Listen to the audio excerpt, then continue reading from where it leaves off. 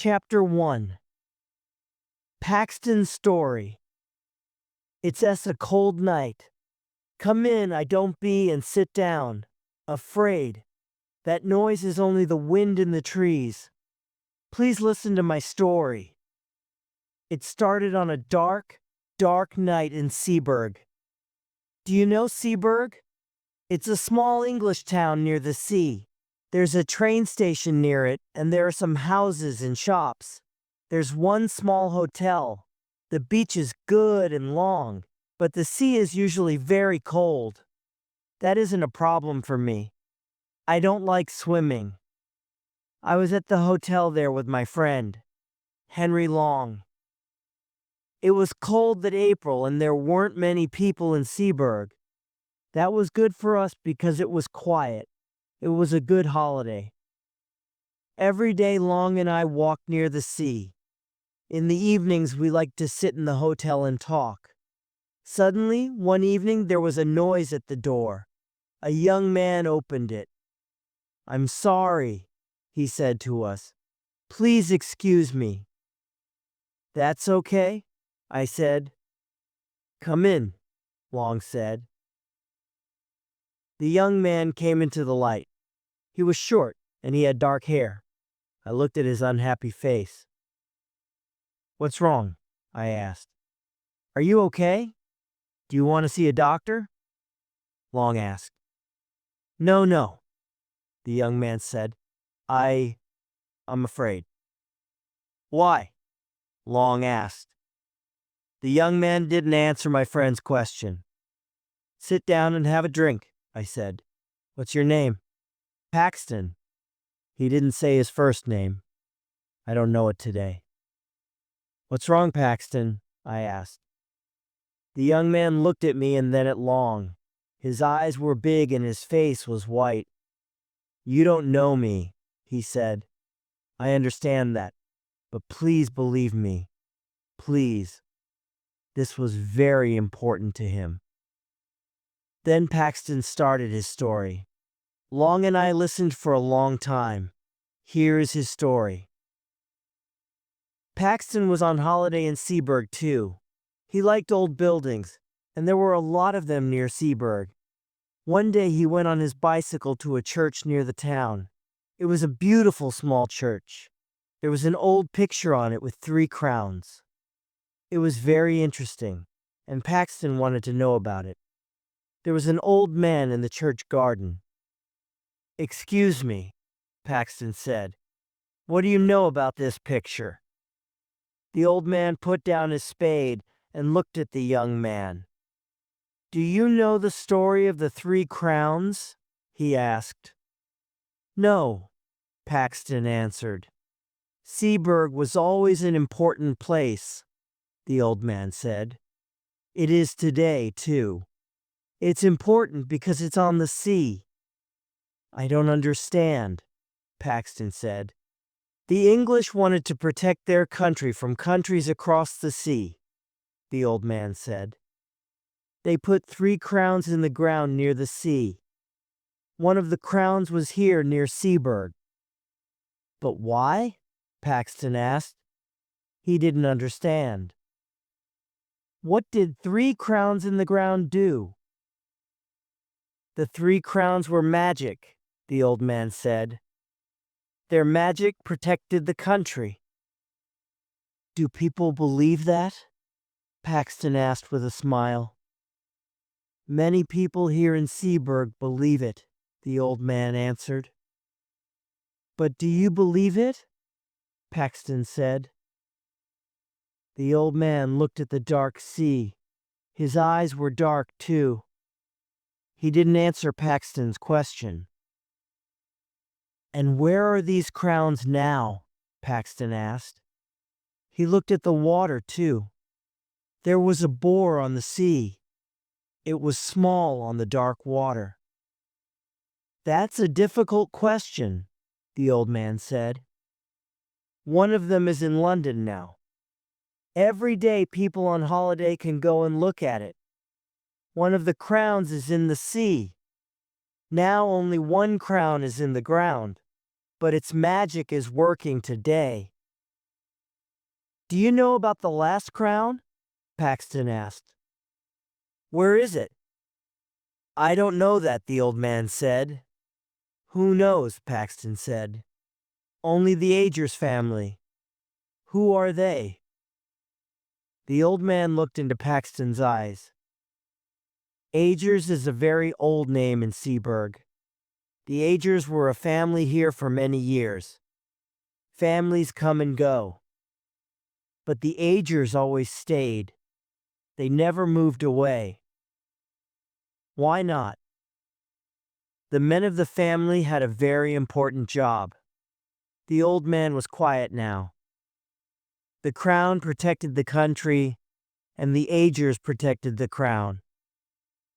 Paxton didn't believe the old man's story, but it was very interesting to him. Where are the Agers? He asked. Can I talk to them? The Agers can't answer any questions about the crown now, the old man said. William Agers was the last person in the family. He lived near here, but he isn't talking now. Why not? Suddenly it was very quiet at the church. The old man put his hand on a gravestone. He looked at Paxton's face. His eyes were cold now. You aren't from Seaburgh, he said. Go back to your hotel. Don't think about the crown again. I'm sorry, Paxton started, but... The old man didn't listen.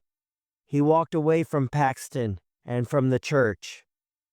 What did I say? Paxton asked. Only the wind listened to him. Then he looked down at the gravestone. William Agers. This was William Agers' gravestone. The man was dead. Who protected the crown now? Chapter 2. The Man on the Hill. Paxton had many questions, but there were no answers here at the church. It was cold now, and the wind was strong. Paxton went back on his bicycle to the town. He didn't want to think about the crown or William Agers. He stopped at a small shop. There were some old books there. Paxton looked at them because he wanted to read in the hotel that evening. Suddenly he stopped. The book in his hands was old and black. It was a book for church. There was a name and year in the book. Nathaniel Agers, 1754. There were a lot of names and years, but the last name was always the same Agers. This book was in the Agers family for years and years. It went from father to son in the family. Paxton looked at the last name in the book, William Agers. He had William's book in his hands. Excuse me, Paxton said to the tall, thin woman in the shop. What do you know about William Agers? That isn't a happy story, the woman said. William Agers is dead. He was young, only 28. And he didn't have a son? That's right, the woman answered. Mr. Agers didn't have a son or a daughter. Where did he live? Paxton asked. I'm an old friend of the family. He lived in a small house near the sea, the woman said. Do you want the address? Yes, please, Paxton said. He looked for some money in his coat. And how much is this book? Paxton went to his bicycle again. Later, he arrived at William Agers' small house near the sea. It was dark and quiet there. Behind the house was a hill. There was a man near the house. Can I help you? He asked Paxton. Paxton asked the man about William Agers. I didn't know him very well, the man said. William Agers was very quiet. Did he have friends? Paxton asked. No, the man answered. Agers didn't like people. He was never in his house. He was always on that hill. He was there in the sun. He was there in the rain. He was there on cold days. He was always there. I understand, Paxton said. The man walked away, but Paxton didn't move. He looked at the small hill and smiled slowly. Was the last crown there? It was late now. The room was dark. Long and I looked at Paxton's white face. And? Long said. Was it? Was the crown there? Yes, it was, Paxton answered. But it isn't there now. Where is it? I asked. It's in my room. I didn't believe him. The crown is here in this hotel? I said. Can we see it? Long asked. Paxton didn't answer. We all listened to the wind. Then he said, Yes. Chapter 3. The Shadow in the Night. Paxton closed the door to his room quickly. Then he put a black bag on the table. Is it in there? I asked. Paxton didn't answer. Slowly he opened the bag. In his hand was a black book. It was very old. Paxton opened it for us. Can you see the names? He said. Long looked at the names in the book. William Agers, he said. But I didn't look at it. No, I looked at the crown in our new friend's hands. It was very old, but it was beautiful. I had a lot of questions. How old was the crown? Was it light or heavy? I moved my hand to the crown, but Paxton shouted, No! I stopped asking questions and looked at Paxton. I'm sorry, he said to me, but you don't understand my problem. I want to put the crown back in the ground. I didn't believe him. You can't put it back, I said. This crown is very important. Telephone the newspapers in London. No, you don't understand, Paxton said again. His eyes were big and afraid. Okay, let's go to our room, Long said. We can talk about the problem there. Paxton put the crown back in the black bag. He went to the door, but then he stopped. Wait. Go before me and look in your room, he said. Please. But why? Long said. We're the only visitors in this hotel. But then we remembered the crown in Paxton's black bag. I opened the door, and we looked left and right. There was a person near the door to our room. No, it wasn't a person. It was a shadow. It moved quickly. Who was that? Long asked. We were in our room now. I don't know, I answered. A hotel worker? No, it wasn't a hotel worker, Paxton said. He finished his story for us. Paxton went back to the hotel from William Agers' house that afternoon. In his room, he looked at the Agers' book for a long time. Then he closed the book and went down for some food. Later, he went back to the room. The book was open at William Agers' name. Paxton was afraid, but that didn't stop him. He went to the hill again with his spade. It was dark now, but he didn't stop working.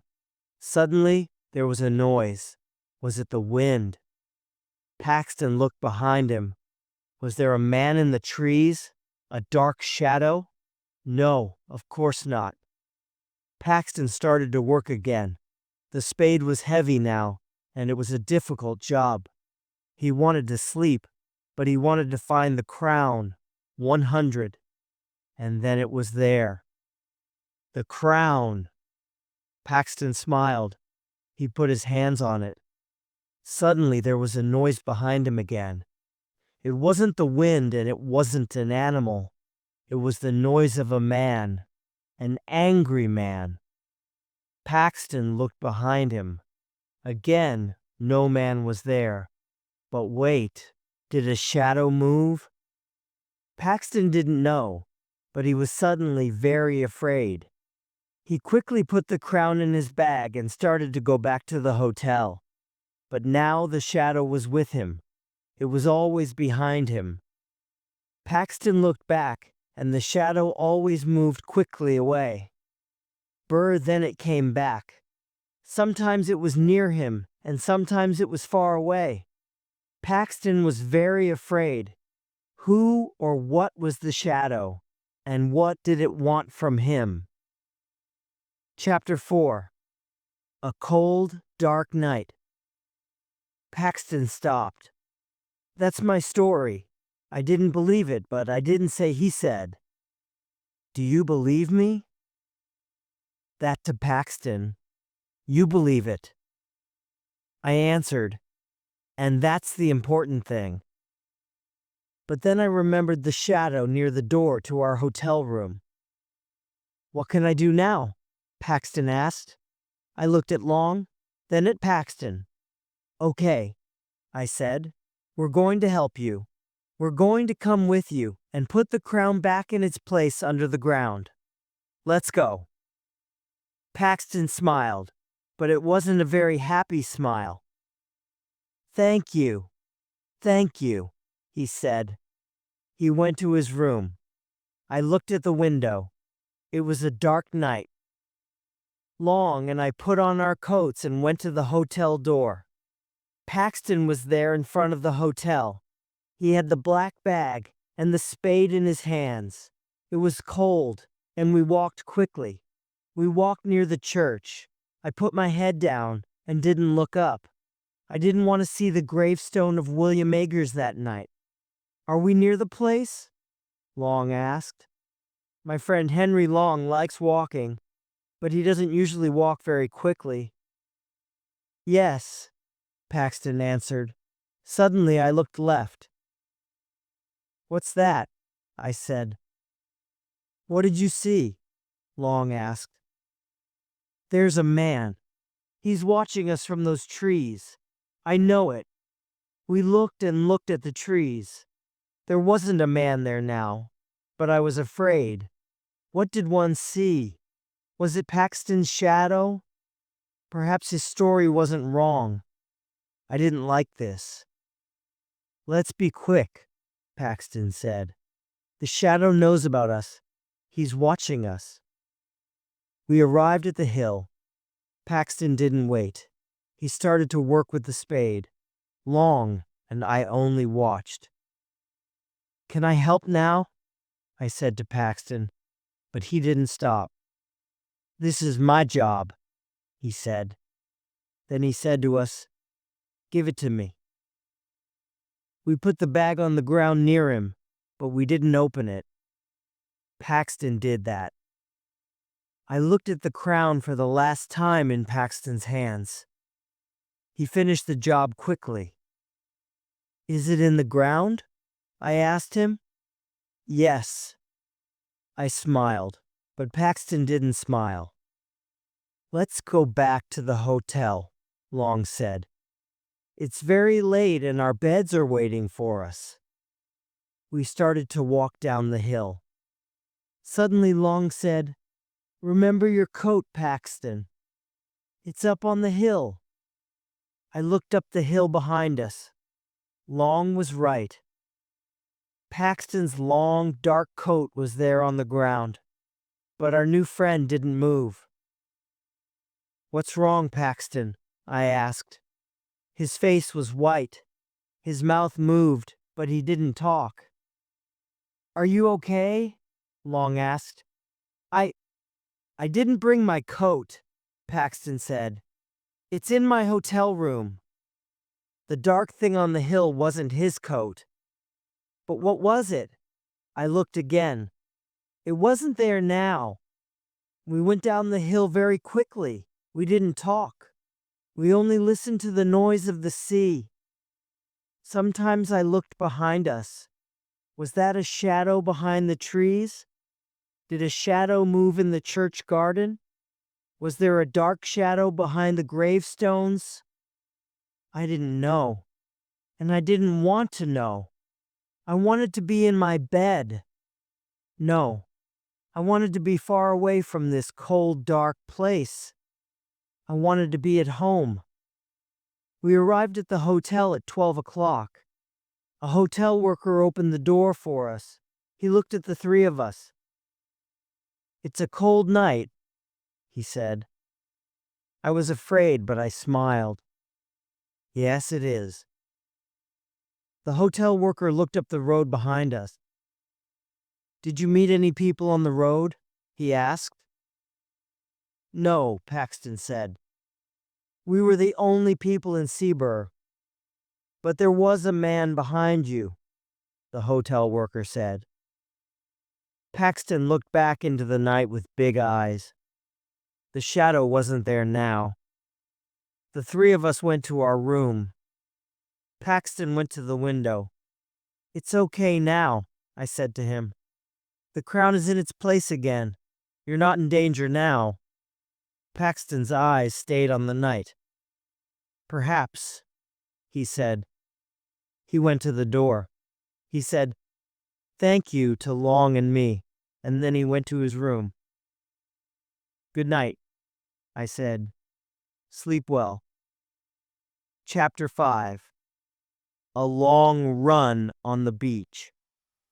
I don't know about Paxton, but sleep didn't come to me for a long time that night, and then I didn't sleep well. It was a long, long night. I opened my eyes in the morning and went to the window. The sun's light came into the bedroom. It was late. I looked at the trees. It was a beautiful April day. I washed and went down. Long was in a big chair with his newspaper and some coffee. "Do you want some food?" he asked. "Yes." A man was at our table. It was Paxton. "How are you today?" Long asked. Okay," our friend answered. "Did you sleep well?" I asked. "Yes, thank you.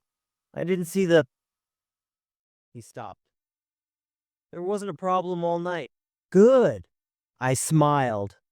"Long and I are going for a walk this morning. Please come with us."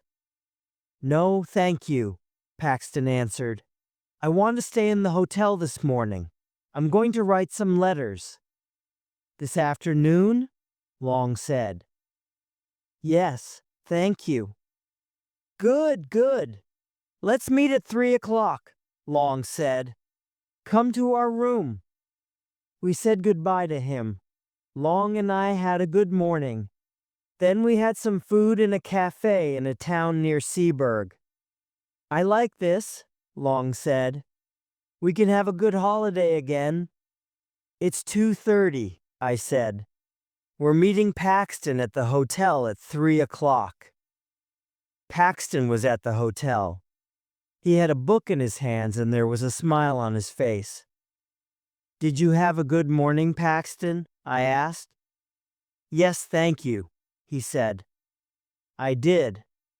Long and I wanted to wash. Paxton waited for us. I went down again quickly, but Paxton wasn't there. Only his book was on the chair. Long came down too. "Where's Paxton?" he asked. "I don't know," I said. "Perhaps he's in his room." But there was no answer at Paxton's door. We looked in the hotel garden, but Paxton wasn't there. I was a little afraid now. A hotel worker came to us. "You're here," she said. "Yes," I answered. "Why did you say that?" "Mr. Paxton isn't here," she said. "He wanted to see you and Mr. Long. You were in front of the hotel. You shouted to him. He said—" "We didn't shout to him. We were in our room." "We didn't shout to Paxton. Who did?" I was very afraid now. "Paxton," I said. "He's in danger." In front of the hotel, we looked for our friend. "I can't see him," I shouted. The hotel worker was at the door behind us. "He went to the beach," she said. "He wanted to see you and Mr. Long." "Thank you, Long," and I started to run. It was difficult on the beach, but we didn't stop.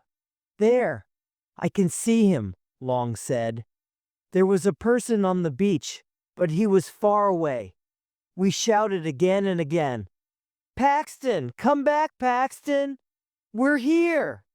But there was a lot of noise from the wind and the sea. Paxton didn't hear us.